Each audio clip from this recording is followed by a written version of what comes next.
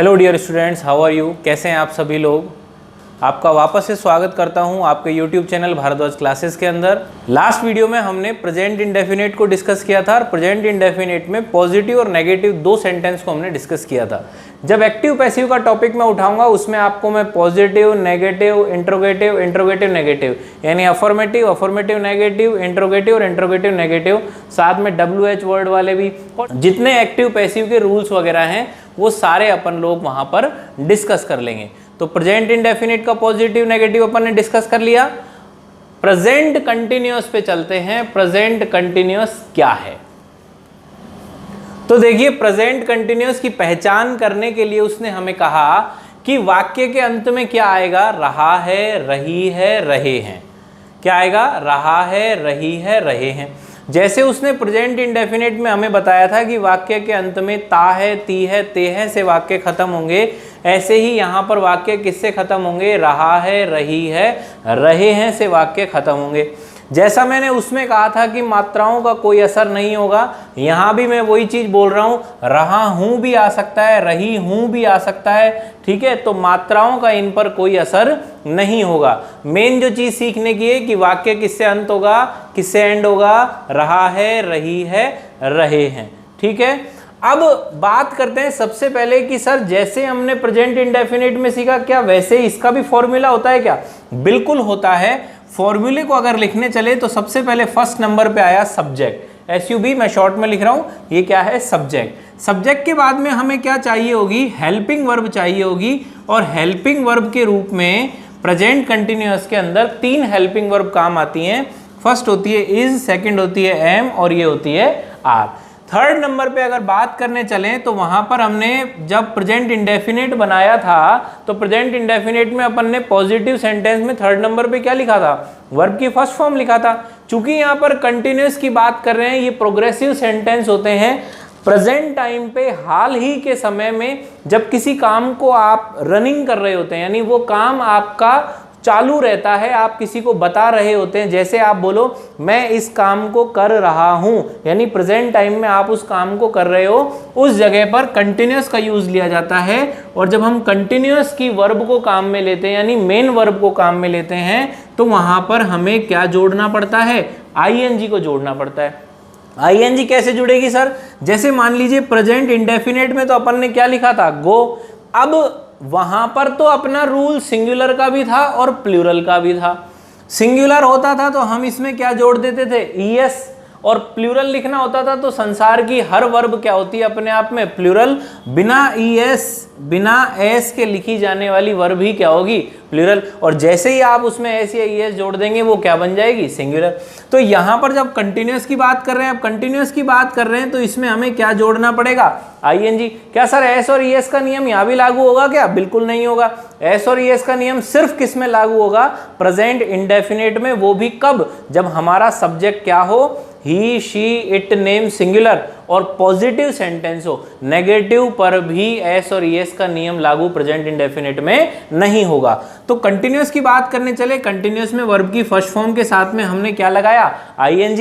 यानी गो अगर लिखेंगे तो गो नहीं लिखा जाएगा, उसमें ING जोड़ के क्या लिखना पड़ेगा? गोइंग लिखना पड़ेगा। और अंत में हमें क्या चाहिए? वाक्य का ऑब्जेक्ट चाहिए। अब आपके सामने प्रॉब्लम क्या क्रिएट होती है कि ठीक है सर, यहां पर इज एम आर आपने दे दिए, लेकिन हमें बिल्कुल भी नहीं पता कि इज किसके साथ लगेगा, एम किसके साथ लगेगा और आर किसके साथ लगेगा। देखिए, मैं आपको एक चीज बता दूं, ये क्लास मैं बिल्कुल उस तरीके से ले रहा हूं कि मैं भी यही समझ रहा हूं कि आपको कुछ नहीं आता है और मुझे आपको सिखाना है, मुझे आपको सिखा के छोड़ना है, चाहे कुछ भी हो जाए। अब इज की बात करें तो ध्यान दे लीजिए, ही, शी, इट, नेम और singular. He, she, it, name और सिंगुलर। यहां पर मैंने लिखा is equal to he, she, it, name, singular. क्या मतलब? यानी he, she, it, name, singular अगर वाक्य का सब्जेक्ट बने तो प्रेजेंट कंटिन्यूअस में हेल्पिंग वर्ब के रूप में आपको क्या काम में लेना होगा? इज काम में लेना होगा। एम की अगर बात करूं तो यदि हमारे वाक्य का सब्जेक्ट क्या बनेगा? आई। हाँ जी, आई एम। खूब बोलते हैं आई एम, आई एम। तो आई के साथ हमेशा क्या आएगा, एम। ऐसा नहीं है कि आई के साथ में इज नहीं आ सकता, आई के साथ में आर नहीं आ सकता। जैसे मैं 1 मिनट के लिए आपको लेके चलूं कि मैंने अगर आई को सिर्फ एक प्रोनाउन के रूप में बताया तो मैं इसका सेंटेंस ऐसे लिखूंगा, I is a pronoun, I is a pronoun. समझा रहा हूं, अभी वापस लौटेंगे। हेल्पिंग वर्ब किसके साथ क्या आती है, आई ऐसा यूनिवर्सल प्रोनाउन है। मैं आई के बारे में यहीं पर आपको एक चीज क्लियर करके चलना चाहता हूं कि आई एक ऐसा यूनिवर्सल प्रोनाउन है जो संसार की हर वर्ब को अपने साथ में लेता है। ये हमारी गलत फहमी है कि सिर्फ आई के साथ में एम आएगा, नहीं, आई के साथ इज भी आ सकता है, एम भी आ सकता है, वाज भी आ सकता है, वर्ब भी आ सकता है, आर भी आ सकता है। बोलो सर आर भी आ सकता है, बिल्कुल आ सकता है। जैसे मैंने लिखा I am going to market, क्या लिखा मैंने, I am going to market. अब मैंने इस सेंटेंस में किसका यूज कर दिया, आई के साथ में एम का। बोला सर आर का यूज की बात कर रहे हो आप, एम लिख के बेवकूफ बना रहे हो। बेवकूफ नहीं बना रहा हूं, मैंने आई के साथ इज लगा दिया फर्स्ट सेंटेंस में, यहां पर आई के साथ में मैंने एम लगा दिया। और अब थर्ड सेंटेंस, अगर इसी सेंटेंस की मैं बात करूं, मैं आपको कहूं कि भैया इसका आप क्या बनाइए, टैग क्वेश्चन, तो यहां पर ये क्या ले जाएगा अपने साथ में, आर वर्ब ले जाएगा। यानी यहां आई के साथ में क्या आ गया, आर। बहुत से बच्चे जो ये वीडियो देख रहे हैं उन्होंने नहीं सुना होगा कि आई के साथ में आर भी आ सकता है, आई के साथ में इज भी आ सकता है। तो आज ये चीज सीख लीजिए, ये वीडियो बहुत काम आने वाली है आपके टेंस के रिलेटेड। आई के साथ इज भी आ सकता है। आई को जब एक हमने क्या बनाया, एक प्रोनाउन के रूप में दर्शाया सिर्फ, तो क्या आ गया, इज। आई के साथ एम तो हम रटते ही आ रहे हैं, बचपन से हमें हमारे सारे टीचर रटाते आ रहे हैं। जब टैग क्वेश्चन के रूप में काम में लेंगे, और टैग क्वेश्चन कैसा बनाएंगे हम, नेगेटिव। क्या सर टैग क्वेश्चन नेगेटिव और पॉजिटिव दोनों बनते हैं क्या, बिल्कुल। अभी जब हम टैग क्वेश्चन का टॉपिक पढ़ेंगे तो वहां वो पूरी चीज डिस्कस करेंगे। वहां पर टैग क्वेश्चन का जो सबसे पहला मैं नियम आपको बताऊंगा, उसकी पहली लाइन ही यही है कि यदि वाक्य पॉजिटिव तो टैग क्वेश्चन नेगेटिव, और यदि वाक्य नेगेटिव तो टैग क्वेश्चन पॉजिटिव। वाक्य पॉजिटिव तो टैग क्वेश्चन नेगेटिव, वाक्य नेगेटिव तो टैग क्वेश्चन पॉजिटिव। तो टैग क्वेश्चन, अब यहां ये जो सेंटेंस था ये कैसा था, ये पॉजिटिव सेंटेंस था, तो टैग क्वेश्चन हमने इसका क्या बना दिया, नेगेटिव बना दिया। तो बहरहाल अपन वापस अपने टेंस के ऊपर लौटते हैं। फिलहाल हम टेंस की ही बात कर लेते हैं, ज्यादा आगे अपन ना बढ़े। बस मैंने आपको एक चीज बताई है कि आई के साथ में इज भी आ सकता है, आई के साथ एम भी आ सकता है, आई के साथ में आर भी आ सकता है। तो वापस लौटते हैं हम, देखिए एक बार। तो देखिए एम की बात कर लेते हैं। अब एम के लिए हमने कहा अभी हम टेंस को पढ़ रहे हैं, बाकी जो चीजें बात करी वो धीरे धीरे आगे, जैसे एक अनियन होती है, प्याज होती है, उसका एक एक छिलका अपन उतारते जाते हैं, इसी तरीके से हम हर टॉपिक का एक एक छिलका खोलते जाएंगे। तो अभी हम टेंस की बात कर रहे हैं, तो आई के साथ हमें क्या लगाना है, एम लगाना है। कब इज लगेगा, कब आर लगेगा, वो टॉपिक टू टॉपिक अपन डिस्कस कर लेंगे। आर की अगर मैं बात करूं तो यू, सबसे पहले आया यू, फिर आया वी, फिर यू वी दे आ गया, और लास्ट में क्या आ गया, प्लूरल आ गया। लास्ट में क्या आ गया, प्लूरल आ गया। तो उसने कहा आर का प्रयोग किस किस के साथ होगा, यू वी दे प्लूरल। तो एक बार हम इनको रिकॉल कर लेते हैं, याद हो जाए, जिससे हमारे, अगर मैं इसके ऊपर हाथ रख के आपसे पूछूं कि भाई ही शी इट नेम सिंगुलर के साथ में क्या वर्ब आएगी, हेल्पिंग वर्ब के रूप में, तो तुरंत आपका जवाब क्या आएगा, इज आएगी सर। आई के साथ में किसका प्रयोग होगा, एम का होगा sir. You we they plural लिख दे तो हेल्पिंग वर्ब के रूप में क्या आएगी, तुरंत जवाब क्या आएगा, आर आएगा। यहां तक की बात हमें समझ में आ गई। आगे हम इसे सेंटेंस के अंदर बनाते हैं, सेंटेंस बनाते हैं, आगे बढ़ते हैं। देखिए सेंटेंस की शुरुआत करते हैं। तो प्रेजेंट कंटिन्यूअस के पॉजिटिव सेंटेंस को हम यहाँ पर डिस्कस कर रहे हैं। वही एक चीज हमेशा याद रखना, तुरंत आप अपनी कॉपी में जब तक आपको याद नहीं हो जाते हैं, बना के चलिए। इज एम आर, वर्ब की फर्स्ट फॉर्म में आईएनजी, और लास्ट में ऑब्जेक्ट। देखिए दो सेंटेंस यहाँ बनाने चले। पहला आया तुम कमरे में सो रहे हो। अभी अपन बात कर चुके हैं इज एम आर किस किस के साथ कैसे कैसे आएगा, बात कर चुके हैं। तो तुम के लिए क्या बना, यू। अपन ने फर्स्ट वीडियो में देखा था कि तुम को इंग्लिश में क्या बोलते हैं, यू बोलते हैं। तो you are sleeping in the room. Sir यहाँ पे दा का कोई रूल है क्या, यस बिल्कुल है। अभी एक बार ये सेंटेंस कंप्लीट कर लूँ, फिर दोनों को एक साथ बताऊंगा। दूसरा बनाने चले, they are singing a song in the school. देखिए यहाँ पर एक दा का रूल सीख लीजिए। उसने कहा घर की हर चीज के साथ आर्टिकल दा लगेगा, घर की हर चीज के साथ आर्टिकल दा लगेगा, स्कूल की हर चीज के साथ आर्टिकल दा लगेगा। कब लगेगा? जब वहां पर क्रिया दिखाई जाए। जैसे घर में क्रिया कैसे दिखाएं? मान लीजिए मैं बात करता हूं किचन की, KITCHEN। किचन में क्या होता है भाई? खाना बनता है। और किचन एक वस्तु के रूप में भी है, क्योंकि अगर एक कमरा है, उसको कमरे को अपन ने क्या वहां पर खाना बनाते हैं, इसलिए उसका नाम क्या रख दिया? किचन। किचन यानी रसोई घर, जहां पर क्या जलती है? रसोई जलती है, चूल्हा जलता है, खाना बनाया जाता है। तो किचन की अगर मैं बात करूं, मैं बोलूं मेरे किसी रिश्तेदार को मेरा घर दिखाया, मान लीजिए मैंने नया बनाया, मैं उसे घर दिखा रहा हूं, तो मैं उसको बोलूंगा ये रसोई है मेरी। तो मैं उसको किसके रूप में दिखा रहा हूं? वस्तु के रूप में। तब तो मैं आर्टिकल किस में से काम में लूंगा? AN में से, कि दिस इज ए किचन। ठीक है। अब मेरी मदर या मेरी सिस्टर वहां पर खाना पका रही हैं, कुकिंग कर रही हैं, तो वहां पर क्या हो रही है? किचन में क्रिया हो रही है। और जब भी क्रिया होगी, नोट कर लेना इस चीज को, वहां पर क्या होनी चाहिए? क्रिया होनी चाहिए। जैसे ही किचन में क्रिया हुई तो अब आर्टिकल AN नहीं लगेगा, वहां आर्टिकल क्या ले जाएगा? दा ले जाएगा।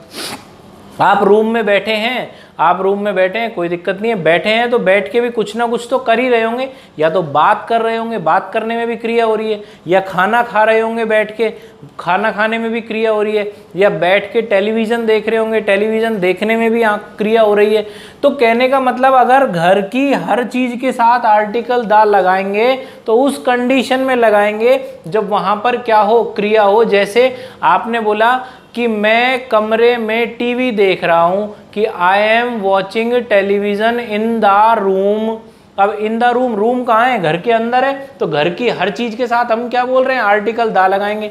तो बोला सर AN कैसे लगाएं? अब उस रूम को आपको किसी को दिखाना है तो आप क्या बोलोगे? वस्तु के रूप में दिखाओगे और उसको क्या बोलोगे? This is a room. तो जब भी घर और स्कूल के लिए नियम याद रखना कि घर और स्कूल की हर चीज के साथ आर्टिकल दा लगेगा अगर उसमें क्या दिखाई जाए? क्रिया। और अगर वस्तु के रूप में दिखाया जाए तो उनसे पहले क्या लगेगा? आर्टिकल A अथवा N। तो आइए सेंटेंस पर वापस लौटते हैं। पहला सेंटेंस बना तुम कमरे में सो रहे हो, you are sleeping in the room. और सेकंड बना they are singing a song in the school. तो प्रेजेंट कंटिन्यूअस में हम पॉजिटिव सेंटेंस की बात कर चुके हैं। जरा एक बार आप मुझे बताएंगे कि नेगेटिव में मैं इस सेंटेंस में क्या ऐसा जोड़ दूं या घटा दूं जिससे ये फॉर्मूला किस में कन्वर्ट हो जाए? नेगेटिव में। याद कीजिए मैंने नोट का कौन सा नंबर बता रखा है? 3rd नंबर बता रखा है। और अगर इसमें मैं 3rd नंबर पे क्या जोड़ देता हूं? नोट को जोड़ देता हूं, तो अब ये पॉजिटिव का फॉर्मूला नहीं रहा, अब ये किसका फॉर्मूला बन गया? नेगेटिव का। प्रेजेंट कंटिन्यूअस के नेगेटिव सेंटेंस का फॉर्मूला बन गया, जिसमें फर्स्ट नंबर पे क्या आ गया? सब्जेक्ट, फिर इजेमार, 3rd नंबर पे नोट, फिर वर्ब की फर्स्ट फॉर्म में ING और लास्ट में ऑब्जेक्ट। आई बात समझ में? तो एक बार अपन नेगेटिव के भी 2 सेंटेंस बना लेते हैं। देखिए मैं आपको एक चीज यहां पर बता दूं कि 2-3 से ज़्यादा एग्जाम्पल मैं यहाँ करा नहीं पाऊंगा, क्योंकि वीडियो बहुत लंबी हो जाएगी अगर मैं 10-15 एग्जाम्पल यहाँ कराऊंगा। तो यहाँ पर हम 2 या 3 सेंटेंस करके चलेंगे। जिन्हें एक्सरसाइज करनी है, ज़्यादा क्वेश्चन आंसर करने हैं, वो मेरा टेलीग्राम चैनल ज्वाइन कर सकते हैं। लिंक डिस्क्रिप्शन में आपको मिल जाएगा, व्हाट्सएप का भी और टेलीग्राम का भी। तो वहाँ पर क्विज कॉम्पिटिशन आप कर सकते हैं। तो आगे बढ़ते हैं नेगेटिव सेंटेंस की ओर। तो नेगेटिव के 2 सेंटेंस मैंने आपके सामने लिखे। एक लिखा अक्षिता अपने पापा के साथ बाजार नहीं जा रही है, दूसरा लिखा अद्विका अपना कार्य नहीं कर रही है। नेगेटिव का फॉर्मूला एक बार वापस रिवाइज कर लेते हैं। सब्जेक्ट इजेमार, 3rd नंबर पे नोट। नोट हमेशा कौन से नंबर पे? 3rd पे आएगा। वर्ब की फर्स्ट फॉर्म में ING और लास्ट में ऑब्जेक्ट। बनाते हैं इस सेंटेंस को। अक्षिता इज नेगेटिव है तो नॉट, जाने की गो, क्या जोड़ दिया? ING, कहाँ नहीं जा रही है? बाजार, तो टू, मार्केट, किसके साथ नहीं जा रही है? अपने पापा के साथ, विद हर फादर। आई बात समझ में? इजी गोइंग बन गया, कोई दिक्कत ही नहीं है। सेकंड बना लेते हैं अद्विका। अद्विका भी वही सिंगुलर है तो इजेमार में से क्या आ गया? इज। नेगेटिव है तो नॉट। अब यहाँ पर काम करना, करने की क्या होती है, डू। डू को लिखा, डू के साथ में क्या जोड़ा, ing, क्या बन गया, doing. Advika is not doing, क्या नहीं कर रही है वो, अपना काम, तो हर वर्क। आई बात समझ में? तो नेगेटिव हमने बनाया, प्रेजेंट कंटिन्यूअस का नेगेटिव बनाया, फर्स्ट नंबर पे सब्जेक्ट, सेकंड पे इज एम आर, थर्ड पे नॉट, फिर वर्ब की फर्स्ट फॉर्म में ing और लास्ट में ऑब्जेक्ट। सेंटेंस बनाया, अक्षिता अपने पापा के साथ बाजार नहीं जा रही है, Akshita is not going to market with her father. Sir market के से पहले दा क्यों नहीं लगाया आपने, देखिए कल बताया था ना। अब मार्केट जा, देखो नहीं का इस पर कोई असर नहीं पड़ेगा, मार्केट जाएगी तो मार्केट का जाने का मतलब ही क्या हो गया, अब नहीं जा रही, तो बोला सर नहीं जा रही इसका मतलब तो वो कुछ खरीदने नहीं जा रही। हम तो मार्केट की अगर नहीं हटा दे तो इसका मतलब क्या हो गया सेंटेंस का, अद्विका अपने पापा के साथ में, अक्षिता अपने पापा के साथ में बाजार जा रही है। तो बाजार जा रही है से क्या मतलब निकल के आएगा, या तो कुछ खरीदने या कुछ बेचने जा रही है। तो यहाँ पर आर्टिकल दा का प्रयोग नहीं होगा क्योंकि उद्देश्य क्या है, वही है। तो इस तरीके से हमने प्रेजेंट कंटिन्यूअस का नेगेटिव कंप्लीट किया। इसके बाद में बढ़ते हैं आगे प्रेजेंट परफेक्ट की ओर। तो अब आया हमारा प्रेजेंट परफेक्ट को हम डिस्कस कर रहे हैं। देखिए प्रेजेंट परफेक्ट के लिए मैंने एक तो जो आप आज तक पढ़ते आ रहे हैं वही लिखा, चुका है, चुकी है, चुके हैं। यानी वाक्य के अंत में क्या आ जाए, चुका है, चुकी है, चुके हैं, तो हम उस सेंटेंस को पहचान जाएंगे कि वो कौन से टेंस का है, प्रेजेंट परफेक्ट का। एक मैंने लास्ट में एक चीज और लिखी, कार्य समाप्त हो। ये कार्य समाप्त होने का क्या चक्कर है, देखिए या तो वाक्य के अंत में क्या आ जाए, चुका है, चुकी है, चुके हैं आ जाए, या फिर वाक्य से हमें ये पता लग जाए कि कार्य समाप्त हो रहा है। कैसे, जैसे मान लीजिए हम यहाँ पर फॉर्मूले के लिए जगह छोड़ देते हैं, यहाँ पर हम फॉर्मूला लिखेंगे अभी थोड़ी देर में। उससे पहले मैं एक सेंटेंस लिखता हूँ कि मेरे पिताजी कार्यालय जा चुके हैं। एक सेंटेंस तो मैंने आपके सामने ये लिखा। मैं सेम सेंटेंस को दोबारा लिख के आपको समझा रहा हूं, ये वाली चीज, कार्य समाप्त हो। मैं इस सेंटेंस को अगर ऐसे लिख देता हूं कि मेरे पिताजी कार्यालय गए हैं, मेरे पिताजी कार्यालय गए हैं, तो मुझे जरा आप एक बार सोच के बताइए, अपने दिमाग में ये कुछ लेके आइए कि क्या ये दोनों सेंटेंस अलग अलग हैं या ये दोनों सेंटेंस एक ही हैं। देखिए दोनों सेंटेंस एक हैं, एक ही मतलब निकल के आ रहा है, बस हमें एग्जामिनर क्या है कंफ्यूज कर देता है कई बार। यहां पर उसने चुके हैं लिख दिया तो हम 1 मिनट में पकड़ गए कि प्रेजेंट परफेक्ट टेंस का है, और यहां पर उसने गए हैं लिख दिया तो हम कंफ्यूज हो गए कि यार ये पता नहीं कौन सा टेंस ही आ गया। देखिए मैं आपको आज एक चीज बता दूं कि वाक्य के अंत में या तो क्या है, चुका है, चुकी है, चुके हैं आ जाए, या उस वाक्य से कार्य के समाप्त होने का पता चल जाए, तो हम दोनों ही कंडीशन में किसको कंसीडर करेंगे, प्रेजेंट परफेक्ट को। कैसे, जैसे इस सेंटेंस को देखा कि मेरे पिताजी कार्यालय जा चुके हैं से पकड़ में आ गया कि वाक्य किसका है, प्रेजेंट परफेक्ट का। सेकंड सेंटेंस की बात करी तो मेरे पिताजी कार्यालय गए हैं, यानी घर पर थे या कहीं और थे, वहां से कार्यालय जाने का जो उनका काम था वो क्या हो चुका है, खत्म हो चुका है। तो वाक्य से क्या पता लग रहा है कि उनके कार्यालय जाने का काम क्या हो गया, समाप्त हो गया। और वाक्य में कार्य की समाप्ति का भाव अगर आ जाए तो उसे भी किस में माना जाएगा, प्रेजेंट परफेक्ट टेंस में। आई बात समझ में? तो एक बार इसका फॉर्मूला लिखते हैं। देखिए फॉर्मूला इसका बनाने चले तो सब्जेक्ट हेल्पिंग वर्ब के रूप में हम इसमें 2 काम में लेते हैं, एक होती है हैज, एक होती है हैव। वर्ब की बात करें यानी मेन वर्ब की, तो वो हमेशा थर्ड फॉर्म में आएगी, और लास्ट में हमें क्या चाहिए होगा, ऑब्जेक्ट। बोला सर हैज हैव को कैसे यूज करते हैं, कहाँ यूज करते हैं, जरा एक बार ये समझाइए आप। देखिए हैज हैव की अगर मैं बात करने चलूँ तो मैं हैज हैव को एक बार अलग उठा लेता हूँ। ये मैंने हैज लिख दिया और ये मैंने हैव लिख दिया। दोनों ही हेल्पिंग वर्ब हैं, किसकी हैं, प्रेजेंट परफेक्ट की। हैज की अगर मैं बात करूं तो he, she, it, name, singular, he, she, it, name और सिंगुलर के साथ में तो क्या आएगा काम में, हैज आएगा। हैव की अगर मैं बात करूं तो एक तो क्या आ गया आई, फिर क्या आ गया वी, फिर क्या आ गया यू, फिर क्या आ गया दे, और फिर क्या आ गया, बिल्कुल सही आप सोच रहे हैं, प्लूरल। प्लूरल आ गया। और प्लूरल आ गया तो साहब उसके साथ में किसका प्रयोग किया जाएगा, हैव का। यानी एक बार वापस से रिवाइज कर लेते हैं इसको, ही शी इट नेम और सिंगुलर वाक्य का सब्जेक्ट बने प्रेजेंट परफेक्ट में तो हेल्पिंग वर्ब के रूप में क्या आएगी, हैज आएगी। और आई वी यू दे प्लूरल अगर वाक्य का सब्जेक्ट बने तो हेल्पिंग वर्ब के रूप में क्या आएगा, हैव आएगा। यहां तक की बात क्लियर है। एक बार हम सेंटेंस लिख के उस सेंटेंस बनाने की कोशिश करते हैं। देखिए एक बार, तो देखिए 2 सेंटेंस मैंने आपके सामने लिखे। पहला लिखा मेरे पिताजी विद्यालय पहुंच चुके हैं। दूसरा मैंने दूसरे तरीके से लिखा, ये वाला मैंने लिखा चुका है, चुकी है, चुके हैं में से उठा के, और ये लिखा कार्य की समाप्ति का पता चले। मेरे चाचा जी ने इस कार्य में मेरी मदद की है, तो यहाँ पर मदद कर दी चाचा जी ने, यानी मदद करने का काम उनका क्या हो गया, समाप्त हो गया। यानी वाक्य ने क्या बताया, कार्य की समाप्ति के भाव को बताया। तो कौन सा टेंस आया, प्रेजेंट परफेक्ट। बना लेते हैं एक बार। मेरे पिताजी को इंग्लिश में क्या बोलेंगे, my father. My father singular या प्लूरल अभी बताया था मैंने, हैज हैव का तरीका लगाने का। ही शी इट नेम सिंगुलर के साथ में क्या लगेगा, हैज हैव में से यस हैज लगेगा, तो यहाँ क्या आ गया, हैज। उसके बाद हमें क्या चाहिए, वर्ब की थर्ड फॉर्म। देखिए इसमें वर्ब कौन सी है, पहुंचना। पहुंचने की क्या होती है, रीच होती है, REACH।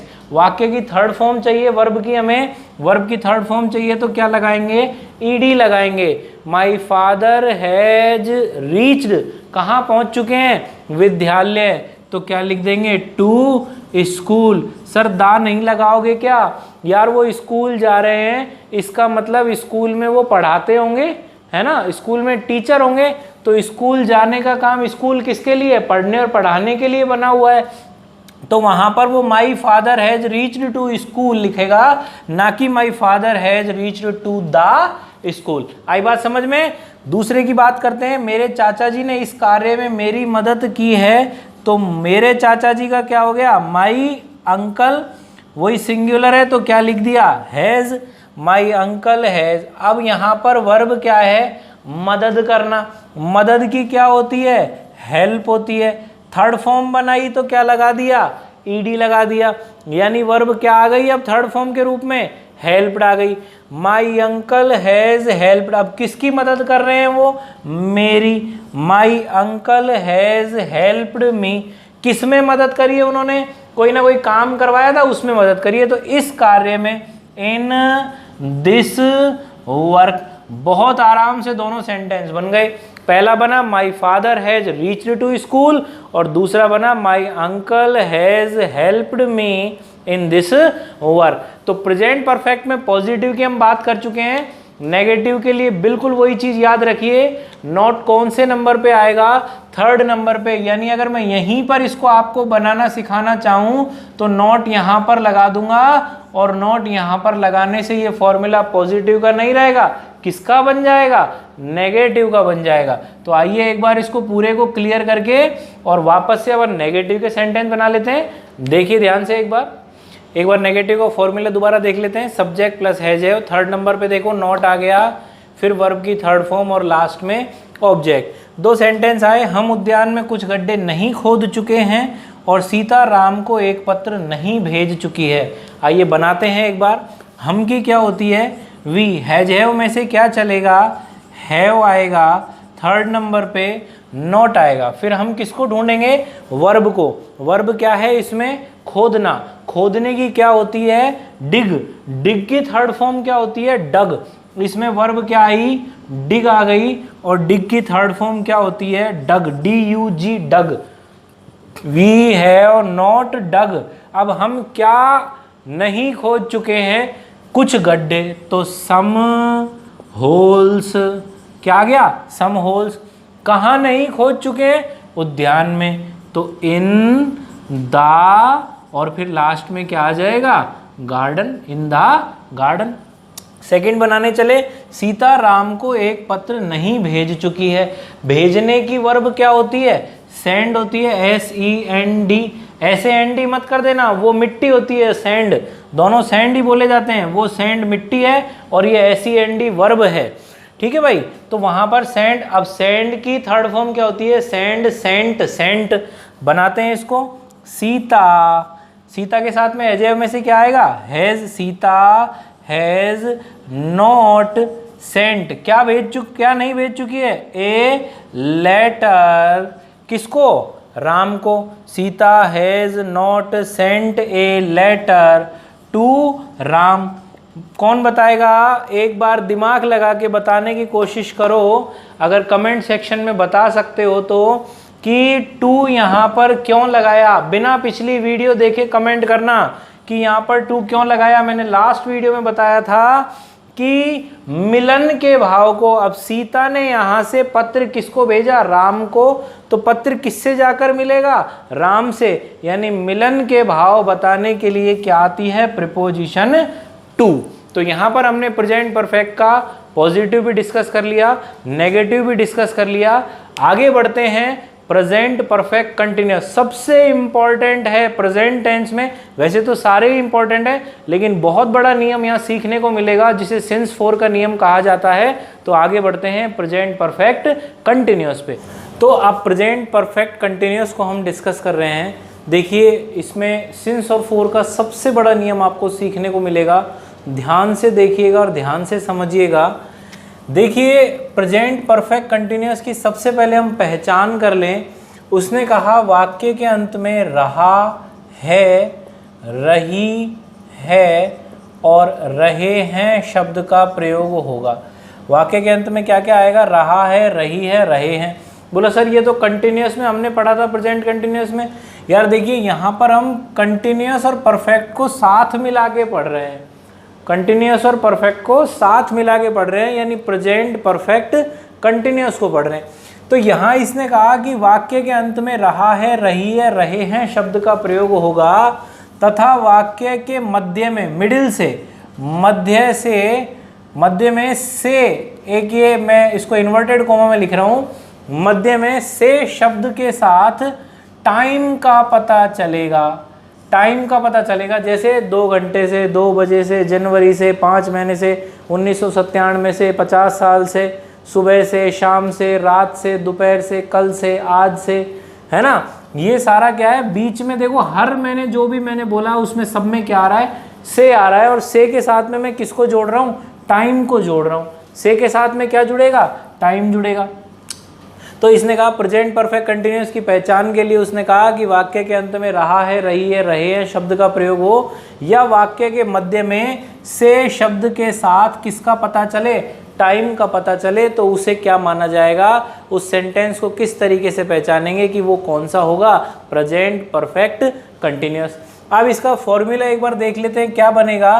तो देखिए हमारे सामने हम लिख चुके हैं इसका फॉर्मूला। 1 नंबर पे आया सब्जेक्ट, हैज हैव आया, फिर बीन आया, वर्ब की फर्स्ट फॉर्म में आईएनजी भी आ रही है, ऑब्जेक्ट लास्ट में जो से आ रहा है उसके साथ में हमको टाइम लेना है, और उस से की जगह पे हमने क्या लगाया, सिंस या 4। देखिए इसमें समझने की चीज़ मैं आपको सबसे पहले समझाता हूँ। हम परफेक्ट कंटिन्यूअस पढ़ रहे हैं प्रेजेंट टेंस का, प्रेजेंट परफेक्ट कंटिन्यूअस, यानी परफेक्ट भी इसमें काम में आएगा और कंटिन्यूअस भी काम में आएगा।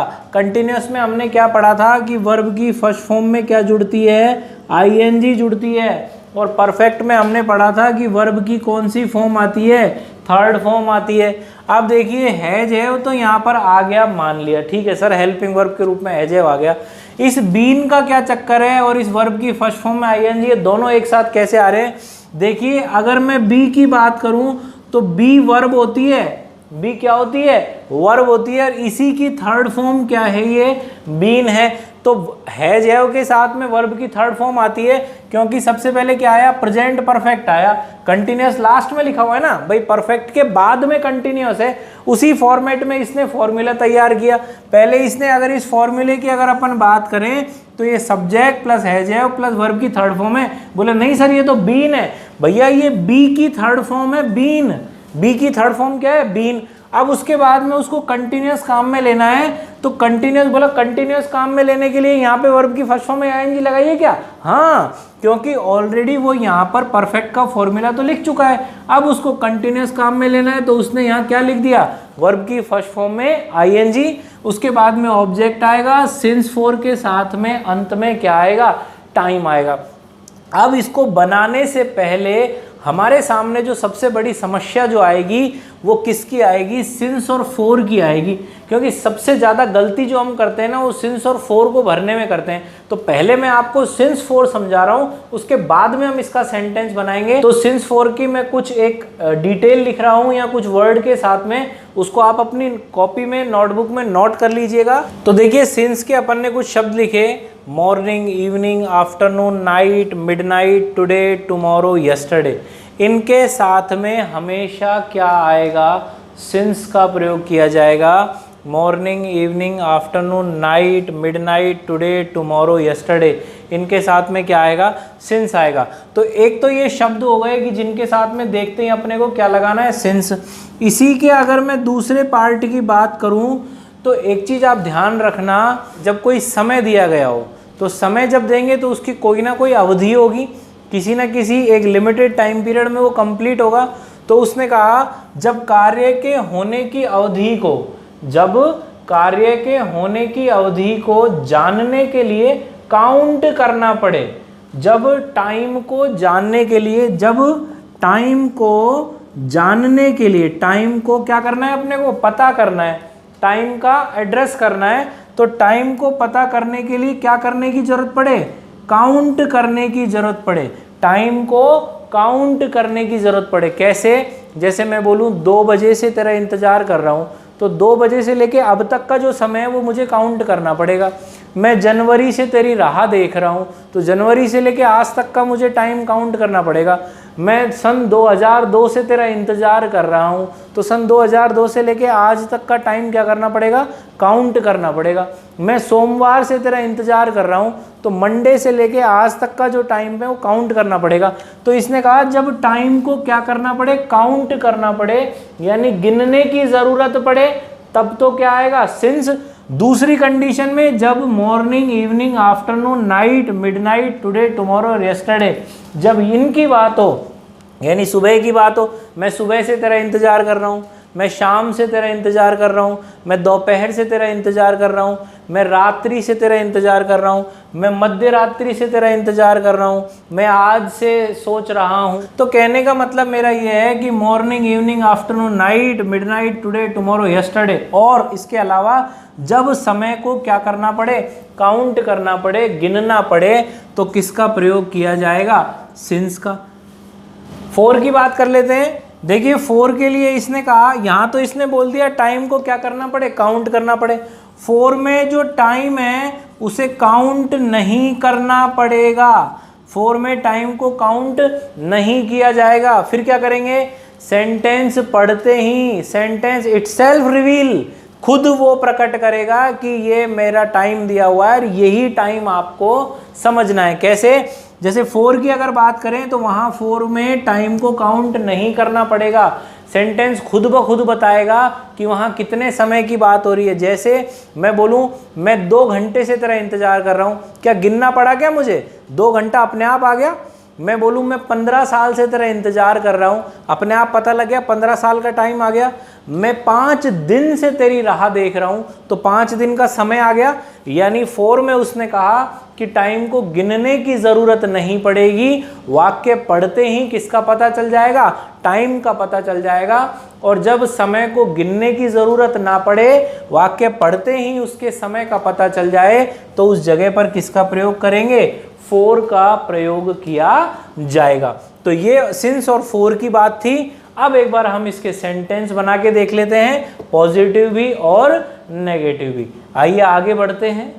देखिए 2 सेंटेंस मैंने आपके सामने लिखे, एक लिखा मैं सुबह से क्रिकेट खेल रहा हूँ, दूसरा लिखा वे 15 साल से इस मकान में रह रहे हैं। देखिए प्रेजेंट परफेक्ट कंटिन्यूअस है,